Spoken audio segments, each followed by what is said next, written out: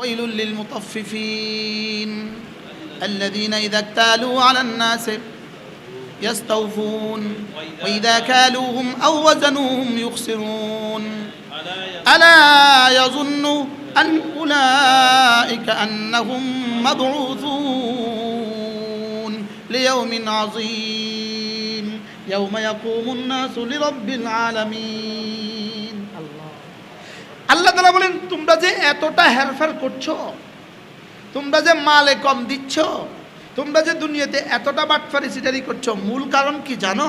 মূল কারণ তোমরা আখিরাতকে ভুলে গিয়েছো। মূল কারণ কি বলেন?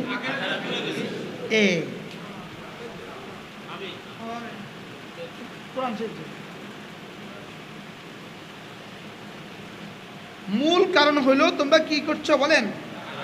আখিরাতকে ভুলে গিয়েছো। তাইলে মালের ওজনে কম দেয় কেন? আখিরাতকে ভুলে যাওয়ার কারণে। দুনিয়াতে সমস্ত গুনাহ কেন?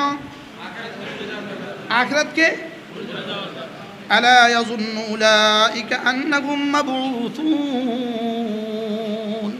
আলা, সাবধান, আলা, শুনো শুনো শুনো।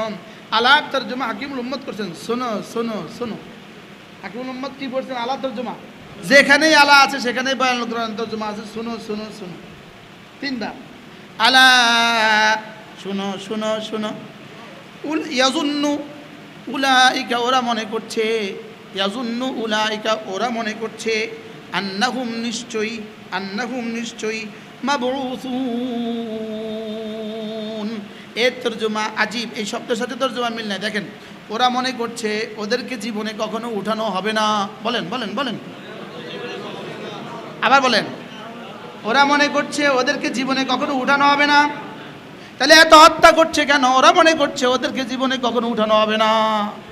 ও নিজেকে নিজে হত্যার জন্য পেশ করছে কেন? ওরা মনে করছে নিজেকে জীবনে কখনো উঠানো হবে না। কিসের জন্য নিজেকে নিজে হত্যার জন্য পেশ করছো? কিসের জন্য? কিসের জন্য তুমি তোমাকে হত্যার জন্য পেশ করছো?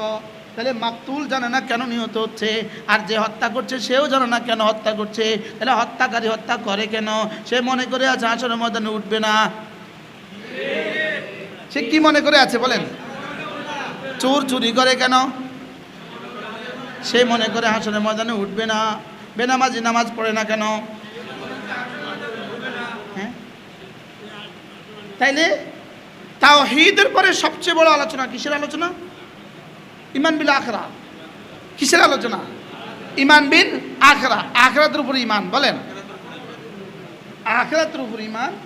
এটা হলো তাওহীদের পরে সবচেয়ে বেশি আলোচনা। সবচেয়ে বেশি আলোচনা হলো তাওহীদের পরে কি? ঈমান বিল আখিরা। হায় মুসলমান, মুসলমান কত কমন কমন শব্দ আমরা বুঝি না। বাস্তব না বাস্তব? হাসান মিছা বলেন ঈমান বিল আখিরা, ঈমান বিল্লাহ। যাদের মুখে আসে না তারাও বলেন ঈমান বিল্লাহ। আর ঈমান বিল আখিরা, এরপরে ঈমান বিল রিসালা, আল্লাহর উপর ঈমান, আখিরাতের উপর ঈমান, রিসালাতের উপর ঈমান। আল্লাহর উপর ঈমান, আখিরাতের উপর ঈমান, রিসালাতের উপর ঈমান। আল্লাহর উপর ঈমান নাই তো তার কিছু নেই। আল্লাহর উপর ঈমান নাই তো তার কি নাই? আর আখিরাতের উপর ঈমান নাই যার, তার ইবাদত নাই, তার নামাজ নাই, রোজা নাই। আখিরাতের উপরে যার ঈমান নাই তার কিচ্ছু নেই। রিসালাতের উপরে যার ঈমান নাই তার কি নাই? তার কিচ্ছু নাই। তাইলে ঈমান বিল আখিরা, বলেন ঈমান বিল আখিরা। এই ইলমের দ্বারা শাহওয়াত দফা হয়। শাহওয়াত কি হয়? কবরের আযাবের ইলম আছে তার, তার শাহওয়াত আর কাজ করে না। বুঝেন না? তার শাহওয়াত আর কি করে না। এখানে জুয়া খেলে, জুয়ার আড্ডা বসছে, সেও জুয়া খেলে, প্রতিদিন খেলে, কিন্তু আজকে ইয়াকিন, আজকে রাত্রে র্যাব কি দিবে? হানা দিবে। আজকে কিন্তু জুয়া খেলতে যায় না। আজকে গেল না কেন? র্যাবের ভয়ে আজকে গেল না কেন বলেন? তাহলে বোঝা গেছে র্যাবের ভয়ে আজকে কিন্তু জুয়া খেলে না। আজকে তার শাহওয়াত মাগলুব হয়ে গেছে, আজকে তার খায়াসাত পরাজিত হয়ে গেছে। আজকে তার খায়াসাত কি হয়ে গেছে? আজকে তার খায়াসাত পরাজিত হয়ে গেছে। তাইলে বোঝা গেছে খায়াসাত পরাজিত হয় কি দ্বারা? ইলমের দ্বারা। কিসের কিসের এলেমের দ্বারা? আল্লাহর জাতের এলেম, আল্লাহর সিফাতের এলেম, আখিরাতের এলেম। কিসের দ্বারা? আখিরাতের এলেমের দ্বারা।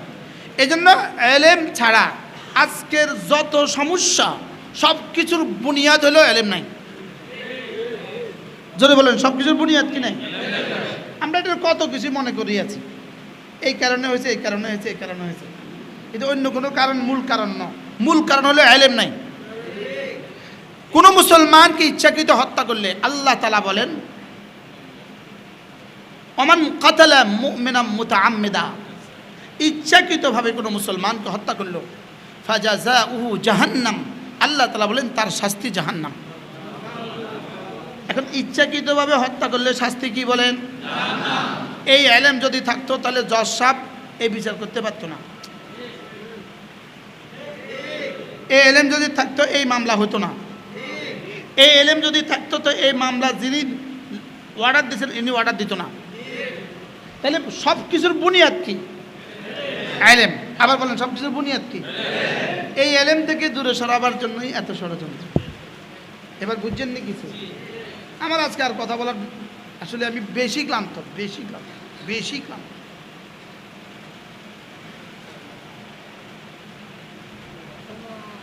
দুটো জিনিস লাগবে, দুটো জিনিস লাগবে। বলে না, ইলম লাগবে, ইলম।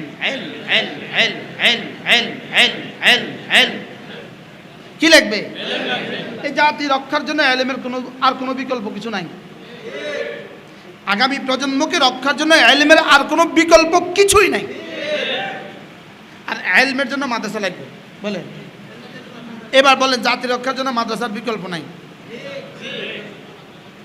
কি বলছি? জাতি রক্ষার জন্য মাদ্রাসার কি নাই? তো চোর চুরি করে কেন? তার জানা নাই চুরি করলে আখিরাতে কি হবে, এটা তার জানা নাই। এই জন্য সে চুরি করে। ডাকাতি করে কেন? জানি জেনা করে কেন? বদমাশি করে কেন? খুন করে কেন? তো যদি এভাবে এলেম শূন্য এক জাতিকে তৈরি করা যায়, আগামী প্রজন্মের কি হবে? উপায় কি? হ্যাঁ, এলেম ছাড়া মানুষটা কেমন? চোখ ছাড়া মানুষটা যেমন। বলেন, চোখ ছাড়া মানুষটা সাপের মধ্যেও পাড়া দিতে পারে কি পারে না? বলেন না। সাপও ধরতে পারে কিনা? বলেন। আগুনেও হাত দিতে পারে কিনা? বলেন। কি লিগা?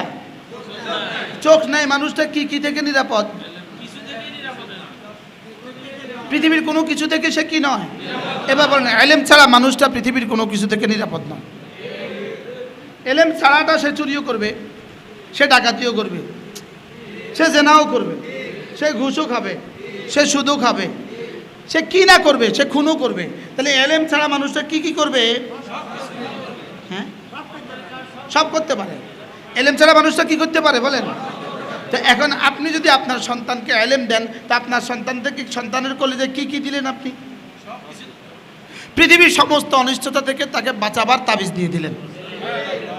সুবহানাল্লাহ বলে না? এই জন্য জীবনে 1 নম্বর কাজ কি?